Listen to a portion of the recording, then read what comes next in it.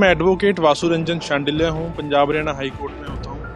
देखिए, शंभू बॉर्डर जो पिछले 5 महीने से बंद है, NH-44 जो लाइफलाइन बोला जाता है, दिल्ली से लेकर जम्मू कश्मीर तक का जो सारा व्यापार है वह इसी बॉर्डर के थ्रू होता है। इस बॉर्डर को पिछले 5 महीनों से किसानों के धरने के कारण बंद किया गया और कहीं ना कहीं सरकार की भी बंद करने में इसमें भूमिका रही है। तो इसको लेकर मैं पिछले कई दिनों से अखबारों में पढ़ रहा था। अम्बाला का जो व्यापार है वह चौपट हो चुका है, अम्बाला की इकोनॉमी है जो जीरो हो चुकी है।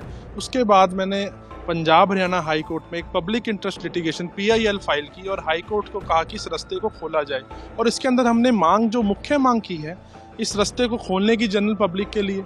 दूसरी मांग, हमारे लिए टेम्परेरी पैसेज बनाया जाए जो पंजाब से कहीं जो कैंसर पेशेंट्स हैं, क्योंकि हमारे अम्बाला कैंट में एडवांस्ड कैंसर सेंटर है, सिविल हॉस्पिटल्स हैं, प्राइवेट हॉस्पिटल्स हैं अम्बाला में। और शंभू बॉर्डर जो पंजाब और अम्बाला का बॉर्डर पे पड़ता है, वहाँ से काफ़ी लोग अम्बाला में अपने इलाज के लिए आते हैं और अम्बाला से भी कई लोग पंजाब की तरफ जाते हैं। कई व्यापारी जो अम्बाला के, उनका पंजाब में कारोबार है। तो ये सबको प्रॉब्लम आ रही है, तो इसलिए हमने एक PIL फाइल की है।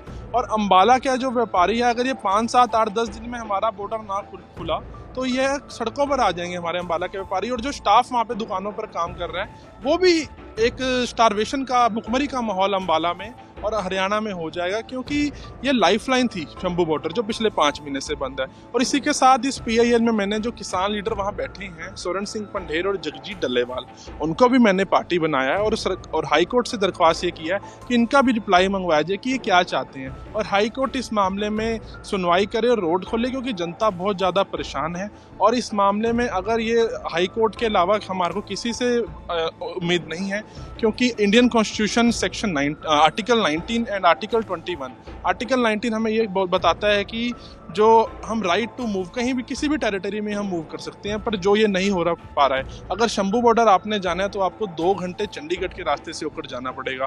अगर हमारा कोई वकील साथी है, उसने अम्बाला से कोई ट्रायल करने पंजाब की किसी कोर्ट में जाना है तो उसको 2 घंटे लगेंगे। अगर मोहाली कोर्ट में अम्बाला से जाना है तो उसको 1.5 घंटा लगेगा। तो ये सारी समस्याएं आ रही हैं, जिसको लेकर हमने माननीय पंजाब हरियाणा हाई कोर्ट में PIL दायर किया है और इसकी सुनवाई बुधवार तक होने की उम्मीद है। जी बिल्कुल, हाई कोर्ट के काफ़ी आदेश हैं और कई जो जजमेंट्स हैं हाई कोर्ट की, एपेक्स कोर्ट की, इसके फेवर में है कि आप जो नेशनल हाईवे है बंद नहीं कर सकते। अगर 4 लोग इकट्ठा होकर नेशनल हाईवे जाम कर दे तो उसके ऊपर FIR हो जाती है। पर किसान पिछले 5 महीने से बैठे। देखिए, मैं किसानों के खिलाफ नहीं हूँ, किसानों की MSP की मांग बिल्कुल जायज़ है, पर कहीं ना कहीं किसान व्यापारियों को भी देखें, आम जनता को देखें, किस तरह से लोग त्रासदी मची हुई है अम्बाला में। अम्बाला की मार्केट खाली पड़ी है और इसी में हमने हाई कोर्ट से ये भी मांग की है कि एक रिव्यू कमेटी हाई कोर्ट बनाए, अपने 5 सदस्यीय कमेटी, और जो सारा आके रिव्यू करे, अम्बाला की मार्केट को रिव्यू करे, अम्बाला के हाईवे को रिव्यू करे, कैसे चंडीगढ़ हाईवे की तरफ जाम जा रहा है, लिंक रोड से जाम जा रहा है। आज मैं रात को आया तो ट्रक जो गांवों से निकल रहे थे, गांवों का जो जीवन है अस्त व्यस्त हो चुका है। तो इन सारी मांगों को लेकर हम हाई कोर्ट के आगे इस मांगों को उठाएंगे और ये सारी चीजें जो हैं हाई कोर्ट के आगे आने के बाद ही स्टेट को बताई जाएंगी, क्योंकि state is not alive in Haryana.